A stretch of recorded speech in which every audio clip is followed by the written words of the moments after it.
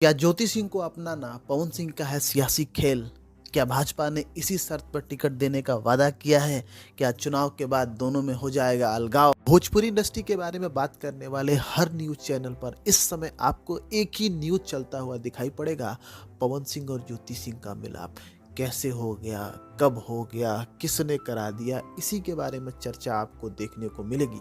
लेकिन एक चीज़ जो मेरे दिमाग में खटक रही है और वो है ये मुद्दा जो इतना बड़ा लेवल पर हो गया था, तलाक तक बात चली गई थी, अचानक से एक बंद कमरे में सुलझ कैसे गया। उस बंद कमरे में सिर्फ एक ही पर्सन मौजूद था और वो थे पवन सिंह के दोस्त और मैनेजर कहे जाने वाले दीपक सिंह। और ये दीपक सिंह वही है, जब से वो पवन सिंह की लाइफ में आए हैं तब से पवन सिंह थोड़ी समझदारी भरे काम करने लगे हैं। वो जानते हैं कि अगर आपको चुनाव लड़ना है, अगर आपको चुनाव में अपनी इमेज को सही करना है तो ये मामला सुधारना सबसे ज़्यादा ज़रूरी था। और भाजपा की ओर से भी ये चीज़ें बताई गई थी पवन सिंह को, जो मैंने अपने पहले वीडियो में आपसे कहा था।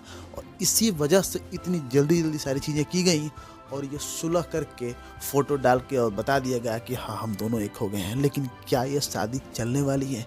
क्या चुनाव के बाद फिर से प्रॉब्लम शुरू होने वाली है? इसका अभी कुछ भी कहना जल्दीबाजी होगी। लेकिन मुझे ऐसा लग रहा है कि ये प्रॉब्लम आगे फिर से क्रिएट होने वाली है, क्योंकि ये सारी चीज़ें जो हो रही हैं वो सिर्फ चुनाव के लिए हो रही हैं।